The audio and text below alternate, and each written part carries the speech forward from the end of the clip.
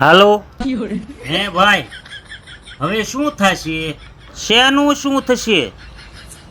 આ ગેસ ને પેટ્રોલ ને તેલ ને ઓછું વાપરવાનું કીધું એનું? એલા ભાઈ, આયુર્વેદિક ઉપચાર કહેવાય.